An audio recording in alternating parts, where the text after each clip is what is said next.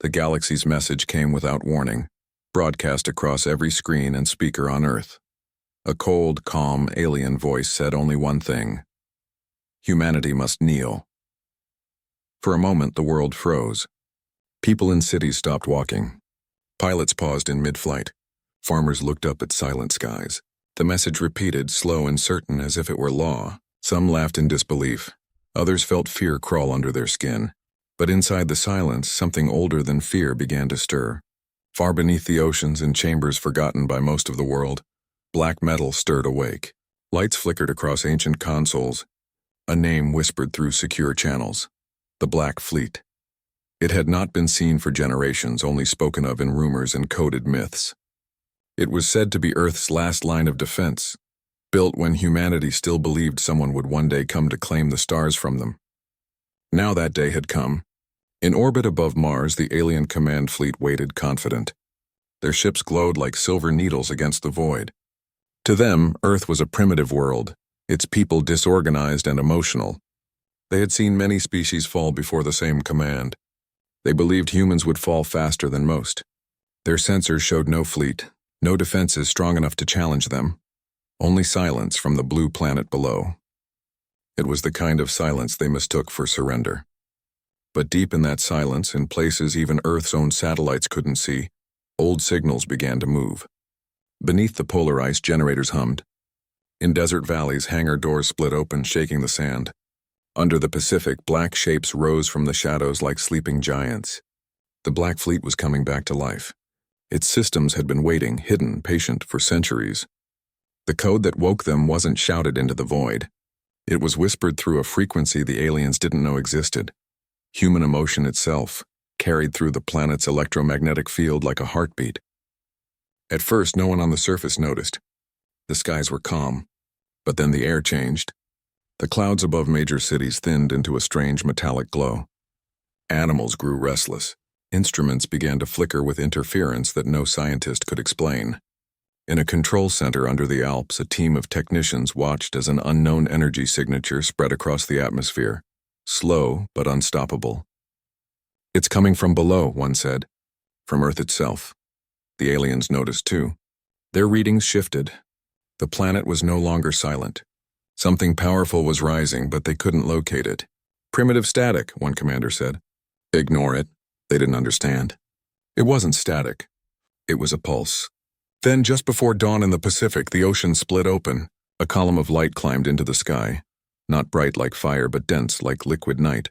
Out of it came a ship, black as obsidian, smooth as glass, enormous enough to make the sea tremble. It had no markings, no flags, no sound. Its surface shimmered faintly with blue light along the seams as if stars had been trapped beneath its armor. Within minutes, more followed.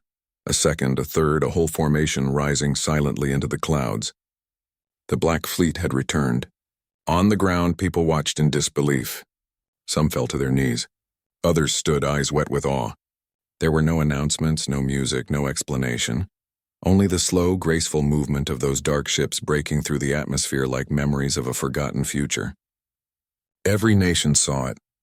Every satellite caught it. And every alien sensor finally understood that something impossible was happening. Humanity had built something that shouldn't exist. Technology that didn't match their records, energy beyond their science. It was not rebellion. It was retribution.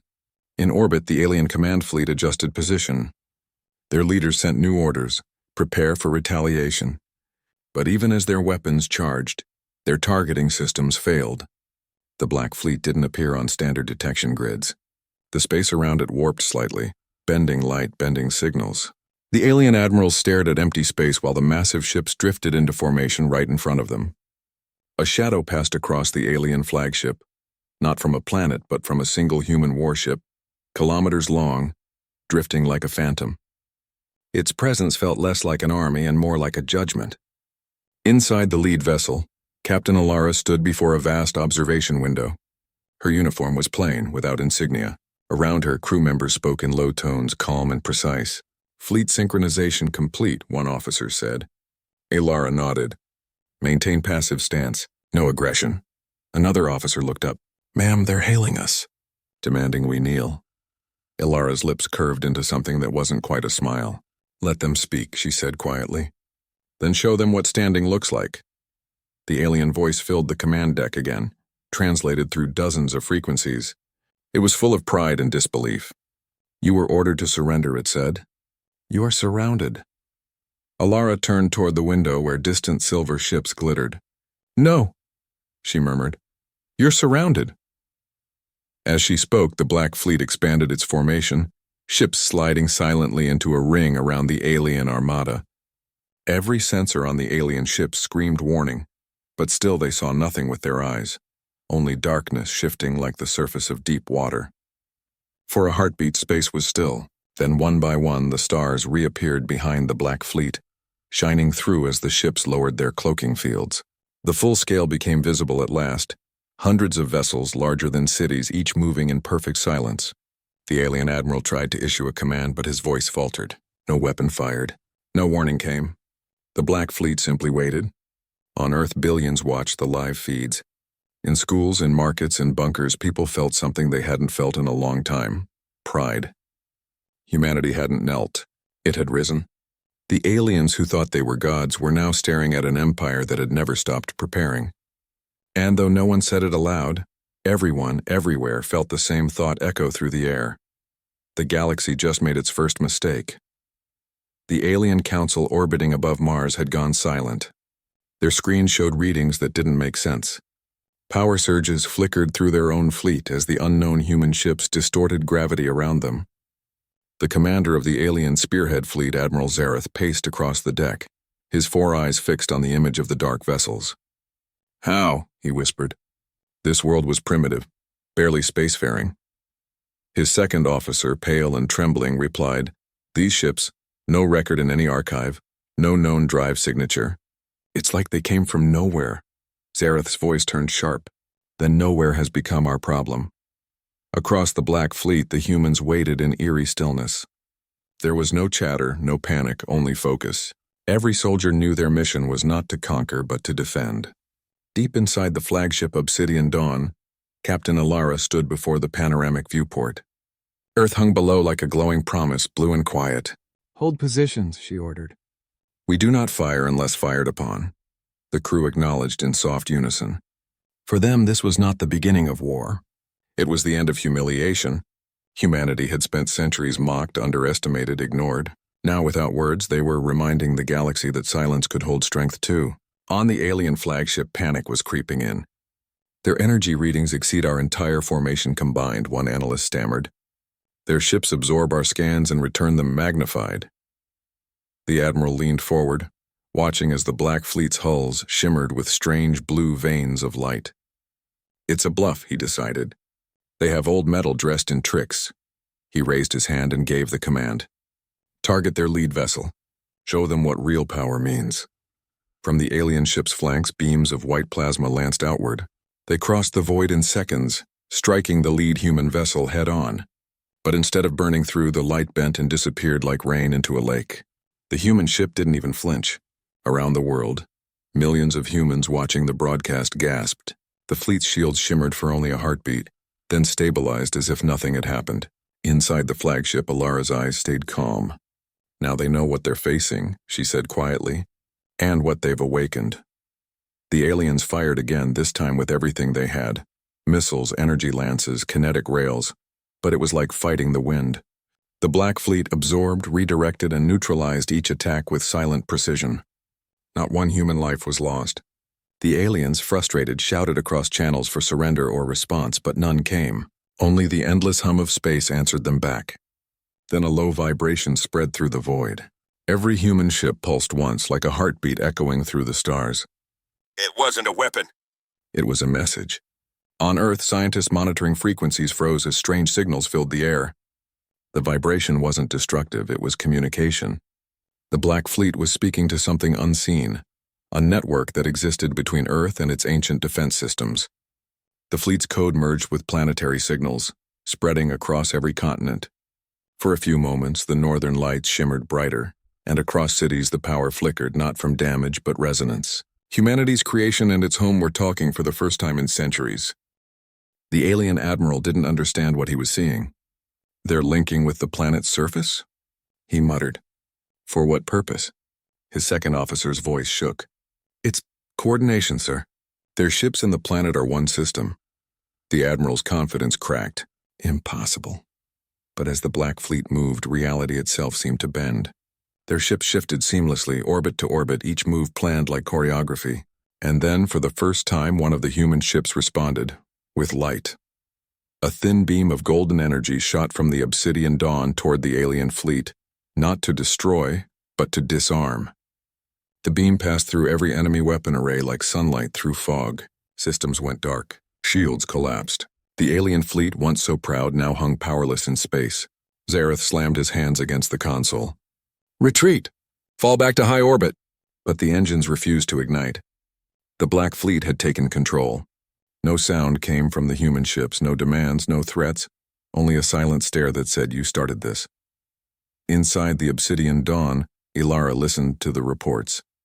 "They're disabled," her officer confirmed. "No casualties on either side," she nodded. "Then we've done enough."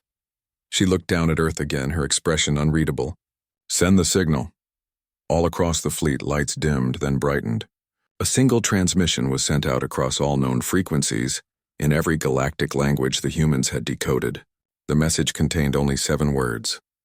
Earth kneels to no one. Ever again. That message reached every outpost, every listening satellite, every ship within range. Across the galaxy, the statement echoed through alien council chambers and colonies. For the first time in history, the rest of the universe saw Earth not as prey but as a presence. Worlds that had dismissed humanity began to whisper the same question. Where did they get that power? On Mars orbit, Admiral Zareth's flagship drifted helpless. His officers sat in stunned silence. He looked toward the small blue planet and realized something unsettling. These humans hadn't attacked, hadn't even shown anger. They had simply stood unbroken. "They were never beneath us," he murmured. "We were blind." He ordered the remaining fleet to pull back and send a full report to the Council. Retreating was the only move left. Meanwhile, on Earth, people poured into the streets. They didn't cheer or chant. They simply looked up at the black silhouettes of the fleet gliding across the daylight sky and felt something deep awaken inside them, a unity that had been sleeping for generations. For the first time, every border, every nation, every language shared one truth. Humanity was one. As night fell, the fleet slowly returned to the shadows. One by one, the great black vessels entered the clouds and vanished, leaving behind only faint trails of blue light. Captain Ilara stood alone at the viewport and whispered, "We showed them who we are." Her second officer smiled softly. "And who we've always been." The captain nodded. "Let's go home." Above the quiet planet, stars flickered back to normal. The alien ships drifted away, humbled and silent. The galaxy had expected Earth to kneel. Instead, it had witnessed something else, an awakening. And somewhere beyond the horizon, the Black Fleet waited once more in silence, watching, guarding, knowing this was only the beginning of what humanity would become. The Alien Council's retreat order traveled across the void like a fading echo, but not every ship obeyed. A handful of commanders refused to run. Pride was a powerful poison, and humiliation burned hotter than fear. Among them was General Koresh of the 7th Dominion Fleet, a name whispered even among his own for ruthlessness. He had fought in over 100 campaigns, reducing planets to ash. Now he stared at the blue world that had defied them, and fury hardened his voice. "We will not run from an unregistered species," he growled. "Prepare the second wave." In the quiet shadow of Earth, the Black Fleet remained motionless. Their formation looked like an eclipse drawn in ink. Inside the obsidian dawn, Captain Ilara monitored faint readings. "They're not retreating," her officer May said, watching red dots multiply on the board. "Good," Ilara replied softly. "It's time they see what happens when pride meets purpose." Across the fleet, crews adjusted positions, their movements calm and exact. The humans didn't see themselves as attackers. They were guardians answering a threat with precision, not rage. Karesh's fleet emerged from behind the Martian moons, engines blazing white. Thousands of smaller vessels followed, spreading into a crescent formation. Their sensors tried to lock onto the Black Fleet, but the readings twisted. The human ship seemed both near and distant, as if light itself bent away from them. Karesh snarled, Fire on their command vessel. Blind them! His ships unleashed a barrage so vast that the darkness between Mars and Earth turned to fire. Yet the flames vanished before reaching their targets. Space rippled once, then cleared as though nothing had happened. The Obsidian Dawn and her sisters floated unharmed, silent and unshaken. On the human bridge, May whispered, "They don't learn." Alara's hand hovered over the console. "They will now." A soft tone rang through the fleet. Every ship aligned in perfect geometry, triangular arcs, mathematical harmony. Then the void pulsed. The alien ships felt a surge of interference strong enough to knock out their drives. Their weapons froze mid-cycle. Holographic displays shattered into static. To their horror, they realized their navigation systems were rewriting themselves. Symbols they had never seen before flashed across their control panels. Human letters forming a phrase translated by onboard AI. "Stand down." Koresh slammed his fist onto the control board.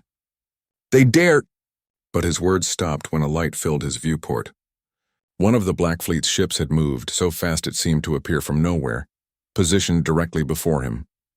Its hull was a wall of midnight, absorbing every color of the spectrum except the faint blue glow tracing its edges. Koresh stared into the glow, and for the first time in centuries of conquest, he felt small. A voice came through his speakers, human and calm. "You came to make us kneel. Now you will listen." The translation carried into every enemy ship. The voice belonged to Alara. "We are not your subjects. We are not your property.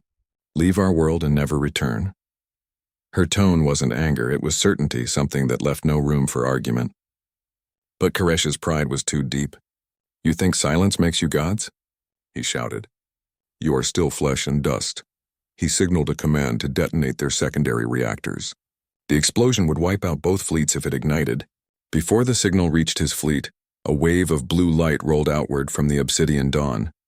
It wasn't fire or plasma. It was pure data, written in a form the aliens had no words for. It swept through their systems, freezing detonators and cutting every chain of command. Their reactors went cold. Ships that had been moments from suicide now floated powerless, engines humming in quiet surrender. On Earth, global feeds broadcast the encounter live. People watched the alien fleet go dark. Cheers erupted across continents. But in the Black Fleet, no one celebrated. They simply observed. "Status?" Alara asked. "All hostiles neutralized," May replied. "No casualties reported." The captain nodded. "Good. Humanity doesn't win wars by destroying. We win by surviving." Koresh sat slumped in his command chair, eyes fixed on the black monolith before him. "What are you?" he whispered. Alara's voice came once more, steady as stone. "We are what you made us, your reminder that mercy is not weakness." Then the transmission ended. Moments later, the Black Fleet began to move again. Not toward the aliens, but away, returning to their home's orbit. The humans left the enemy adrift but alive. To the galaxy, that act spoke louder than conquest. Across distant worlds, diplomats argued. Scholars redefined history, and soldiers whispered about the day Earth refused to kneel and still showed restraint. When the Black Fleet reached Earth's atmosphere, their formation slowed. The ships descended in silence, clouds parting around their hulls. On the surface, people looked up through morning light and saw the sky dotted with shadows like moving mountains. Children waved. Elders wept. Some filmed in disbelief. For generations, humanity had looked to the stars and seen only fear. Now they looked and saw themselves reflected back, strong, unbroken, united. In the fleet's central hangar, Alara stood before a transparent display showing the planet below. "Will they come again?" May asked quietly. Alara thought for a long moment. "Yes, someone always does. But next time we won't have to wake the fleet. The world will be ready on its own." Her voice carried the calm of someone who understood both victory and burden. The ships reached the upper atmosphere, their blue thrusters painting streaks of light across the sky.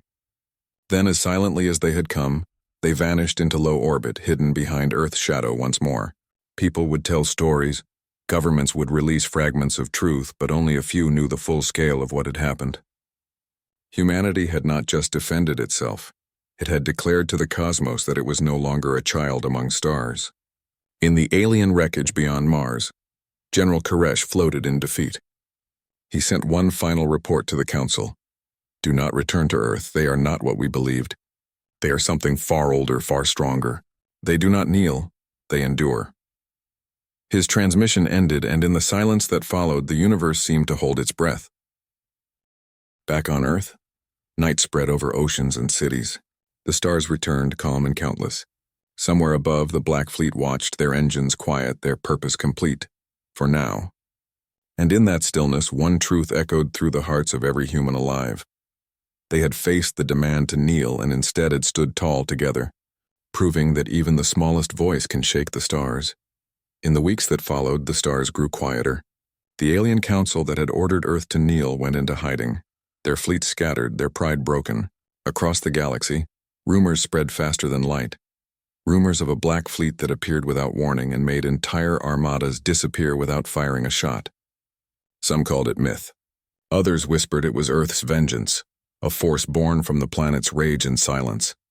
But on Earth there were no celebrations, only calm.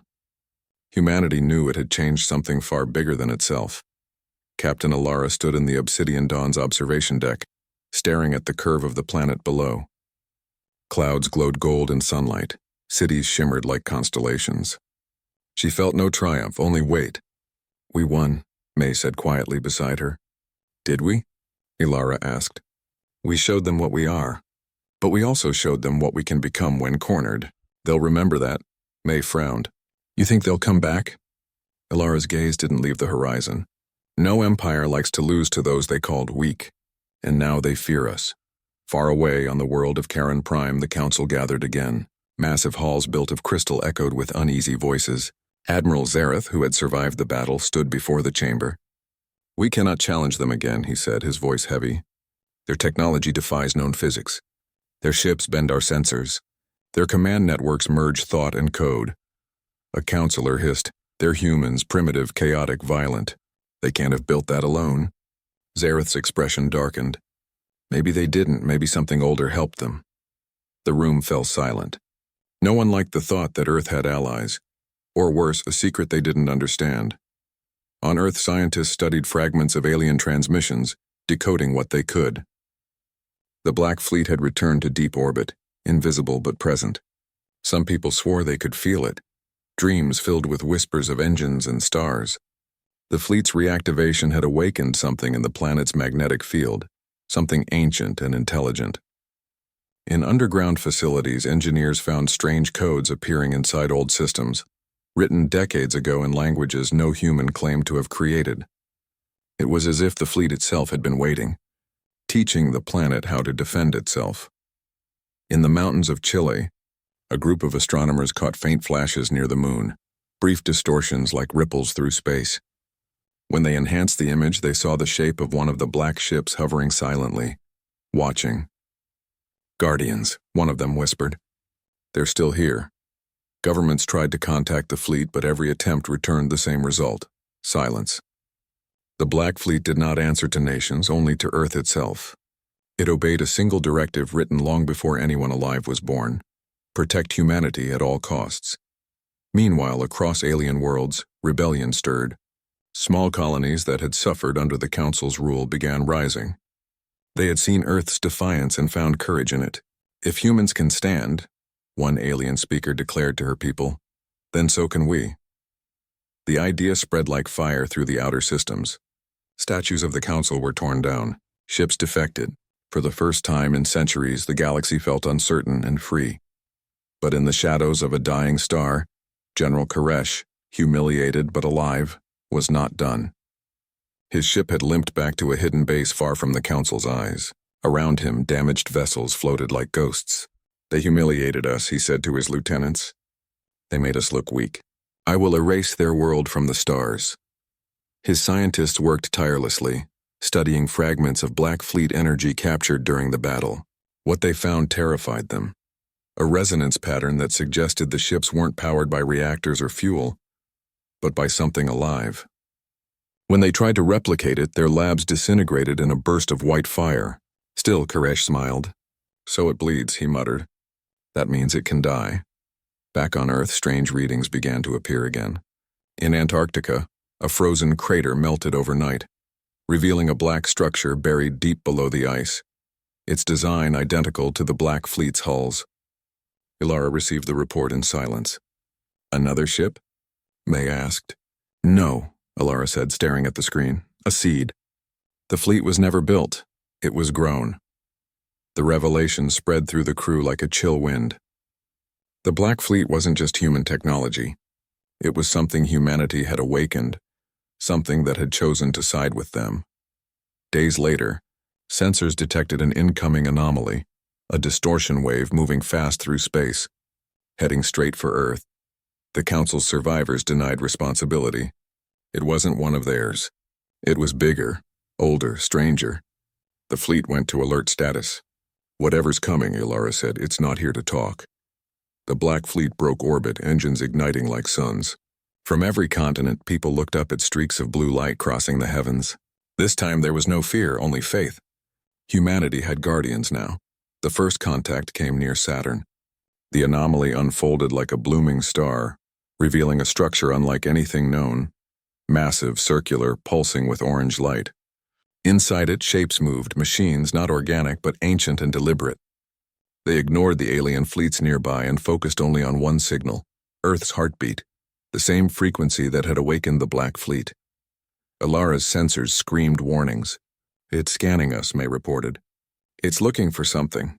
Alara stood tall. Then let's show it what it's found. She ordered the fleet to power up. The ships aligned again in perfect harmony, forming the same defensive geometry that had once stopped the Council. Blue arcs glowed, joining vessel to vessel until the formation looked like a constellation brought to life. Broadcast to all systems, she said. Earth stands ready. As the anomaly's energy flared brighter, one thought echoed across every ship and every human heart. This was no longer about kneeling or defiance. It was about proving to the galaxy and to whatever else was watching that humanity had earned its place among the stars. The void shimmered. The next encounter was about to begin. The void rippled as the anomaly approached, its orange light deepening until it painted Saturn's rings in fire. The Black Fleet spread into defensive formation, every ship humming in quiet readiness. Inside the obsidian dawn, Captain Alara stood at the command window, eyes steady on the distortion ahead. The readings made no sense, mass, gravity, and energy blurred together. Report, she said. May's voice came low. It's not a ship, Captain, it's alive. The energy pulse flickered like a heartbeat, each wave bending space a little more. Instruments failed to interpret it. The frequencies danced across every known spectrum, yet the pattern was deliberate, mathematical, almost. Curious, Alara frowned. It's searching for us. Her second officer nodded.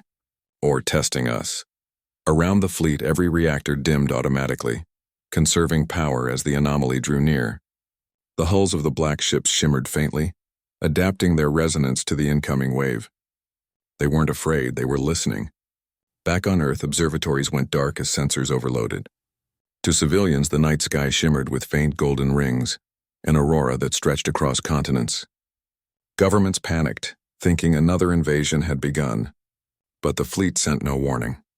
Instead, it maintained absolute silence. Earth trusted them now. No orders, no commands, only patience. The anomaly unfolded like a petal of light, revealing a structure that was both machine and organism. It was vast, miles wide, its surface covered with glowing veins. No cockpit, no visible propulsion, just a presence. When its light touched the obsidian dawn, the ship's walls vibrated with a low tone that was almost like a voice. It's speaking, May said, her fingers flying over controls. Not in language, through harmonics. Alara closed her eyes and listened. The tone wasn't threatening. It was like the sound of waves, like memory itself. It was asking a question, not with words, but through rhythm. It wants to know what we are, she murmured. May frowned. Then we answer. She sent a pulse of energy back, a precise echo tuned to Earth's magnetic frequency, humanity's signature heartbeat. The response came instantly. The anomaly dimmed, then flashed once, brighter than a sunrise. Every ship in the Black Fleet received a simultaneous surge of power through systems that were supposed to be isolated. Captain, May said, it just upgraded us. The hulls began to glow brighter, lines of new circuitry forming across their surfaces like veins of light. Energy readings spiked, but not dangerously. Smooth, controlled, familiar. It's rewriting our systems, an engineer said in awe. Improving them. The Black Fleet, already unmatched, was evolving. Then, as suddenly as it had come, the anomaly spoke again. This time, every human heard it, inside their minds, clear and calm. You stood when others knelt. The words were neither male nor female, echoing with the weight of ages.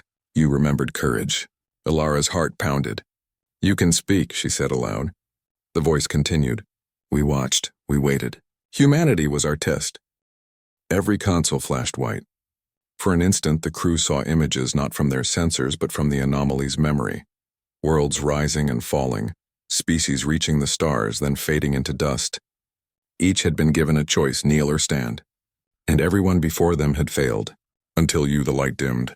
Ilara felt a chill. "Who are you?" she whispered. The voice replied, "We are the architects. We built what you call the Black Fleet. We left it sleeping beneath your world, waiting for a species worthy of its command. You woke it." Across the fleet, crews sat stunned. The myths were true. The Black Fleet wasn't just human technology. It was inheritance. The architects were ancient beyond comprehension, and humanity had just inherited their legacy. May's voice broke the silence. Why us? The answer came like thunder disguised as a whisper. Because when they demanded you kneel, you remembered to stand. You became what we hoped would rise. The anomaly pulsed once more, releasing a field of light that spread through the fleet and beyond, washing over Earth itself. In every corner of the planet, people felt a warmth, a silent promise that echoed inside them. You are not alone anymore. But deep in the shadows of space, others had heard the same transmission. Across dying galaxies and crumbling empires, ancient machines reawakened. They had once served the architects too, but had turned against them in rebellion long ago. The signal that had awakened Earth had also awakened them. Their message was simple: destroy the inheritors. The anomaly's light dimmed. "Captain," May said, her face pale. "Multiple warp signatures, unknown origin. They're coming from all directions." The screens filled with new blips, hundreds of them closing fast. Ilara didn't hesitate. "All ships, Formation Delta. Engage planetary shield protocols. No one touches Earth." As the first enemy ships broke into visual range, they looked nothing like the Council's vessels. These were older, jagged, rust-colored, scarred by centuries. Their energy signatures were chaotic, pulsing like dying stars. The architect's enemies had returned. The Black Fleet turned to face them. Engines glowed deep blue, steady and calm. Ilara spoke quietly, voice clear over the channel. "Humanity was tested once and passed. Now let's see if we can teach the galaxy what standing truly means." The void between Saturn and Jupiter lit up with twin waves of power. One of chaos, one of control. The new war had begun, but for the first time in the galaxy's long history, humanity stood not as prey or rebel but as successor. The Black Fleet moved forward, engines whispering like thunder in a dream. And as the first clash of light tore across the darkness, the universe itself seemed to hold its breath, watching the children of Earth defend not just their home, but the legacy of stars themselves. The war began without sound, only light. The Black Fleet surged forward, cutting through space like a storm of shadows. The enemy ships, ancient, twisted relics from a forgotten era, descended with the fury of dying suns. Their hulls glowed red with unstable energy, their movements chaotic like beasts that had forgotten purpose. To them, humanity was an intruder in a legacy that wasn't theirs. But to Captain Ilara, this was no invasion. It was survival and destiny. Enemy vessels closing fast, May reported. 300 signatures, maybe more. "Stay calm," Ilara said, her voice steady. "Remember, chaos always breaks before order." The Obsidian Dawn led the fleet in perfect silence. Every maneuver was coordinated through quantum link communication. No lag, no delay. Ships moved as though they shared one mind. The architect's upgrade had changed everything. Human thought now flowed seamlessly into their ships. It wasn't just control, it was connection. The Black Fleet had become a living organism, each ship a heartbeat, each human a neuron. The first volley struck. Blazing red energy lances crossed the void, crashing into the Black Fleet's barrier. The shield shimmered, bent, but did not break. The impact painted space with ribbons of light that spread for hundreds of kilometers. Ilara's command voice cut through the tension. "Return fire. Pattern 9. Dozens of dark warships rotated in unison. Their cannons glowed an eerie blue before releasing silent bursts of compressed gravity. The projectiles didn't explode. They folded space around the enemy ships. Within seconds, half a dozen hostile vessels twisted apart like paper in water, crumbling into glowing fragments. The others scattered, breaking formation. May's eyes widened. "They're learning! Their shields are adapting to the compression fields." "Good," Ilara said softly. "That means they can feel fear." On Earth, the battle shimmered across the night sky like strange northern lights. Millions watched, holding their breath. Every streak of blue was a heartbeat of hope. People in cities, deserts, and oceans whispered prayers not to gods, but to their own kind, the humans up there fighting for them. Far from the fleet, within the anomaly's fading glow, the architects watched. Their ancient minds, vast and cold, observed humanity's actions. One of them whispered through the void, "They stand as we once did. Perhaps they will succeed where we failed." But not all the architects agreed. A second voice, older, darker, answered, "Or they will burn the stars as all children of flesh eventually do." Back in the chaos, the enemy fleet regrouped. Hundreds of small drone-like crafts detached from their carriers, forming a web around the Black Fleet. Their energy signatures spiked, and suddenly, the void screamed with interference. The human ship systems flickered. Connections stuttered. The shared mind fractured. "They're jamming our quantum field," Me shouted. "We're losing synchronization." Ilara clenched her jaw. "Manual control now." The bridge crew moved instantly, switching systems to local. The hum of engines deepened. Without their unity link, every pilot now fought alone, but none hesitated. Humanity had fought alone before. They knew what that felt like. The enemy closed in.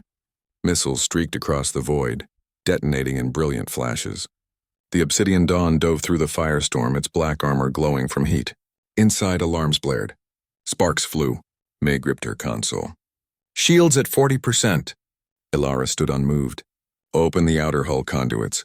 Let them see what we are," the ship obeyed. Blue veins of light split across its surface. Energy bled from the armor itself, forming rings of plasma around the ship like halos. The enemy drones swarmed closer, and the halos erupted. The explosion was silent but immense, a pulse that vaporized everything within its radius. When the light faded, hundreds of red ships were gone. Across the remaining enemy fleet, panic spread. Their communication cracked with static as their commanders screamed conflicting orders. They had never faced opponents that adapted this quickly. Humanity fought not with perfect logic but with instinct, and instinct was unpredictable. In the heart of the battle, Ilara's ship took a direct hit. The impact shook the bridge, throwing officers to the floor. May pulled herself up, coughing. "We've lost the starboard reactor." "Reroute from secondary," Ilara ordered. "We don't need perfection, we just need will." Another impact. Then another. The Obsidian Dawn shuddered, its hull peeling under the stress. Ilara could feel the ship's heartbeat falter, its lights dimming. She closed her eyes for a second, hearing not the alarms but the faint echo of the architect's voice. "You were chosen, because you endure." She opened her eyes again. "All ships, focus on the central dreadnought. Take out their command core. Everything else will fall." The fleet responded instantly. From the darkness, dozens of human warships reappeared, their cloaks fading like morning fog. They converged on the enemy's largest ship, a monstrosity of spikes and red light. The dreadnought fired back, launching a storm of plasma that could have shattered moons. But the Black Fleet didn't slow. Their hulls flared white-hot as they pushed through the inferno, energy washing around them like waves on rock. May's voice trembled as she read the readings. "Captain, if we keep this up, the fleet won't survive the blast radius." Ilara smiled faintly. "Maybe not. But Earth will." The Obsidian Dawn led the charge, every gun blazing. At the same time, the other human ships formed a spiraling pattern around the dreadnought, converging their energy fields. The result was a singularity flash, a controlled implosion that tore the enemy's core apart from within. The explosion lit the solar system. Saturn's rings rippled like water. For a few seconds, all signals went dead. Then the light faded, silence returned. The Red Fleet was gone, only drifting debris remained. The Black Fleet, battered and scorched, floated among the wreckage, engines dim but alive. On Earth, people watched as the auroras faded from the sky. Then slowly the stars reappeared one by one. Cheers erupted across continents. Humanity had survived again. On the obsidian dawn, May leaned against her console, exhausted. "We did it," she said softly. Alara looked out into the darkness where the enemy had been. "No," she replied. "We survived. Winning comes next." Her gaze turned to the distant stars, cold, endless, waiting. Somewhere out there more would come. The architects had chosen humanity, but the universe wasn't done testing them. And as the Black Fleet drifted back toward Earth, its scars glowing faintly blue, one truth remained unshaken. Humans were no longer the galaxy's prey. They had become its reckoning,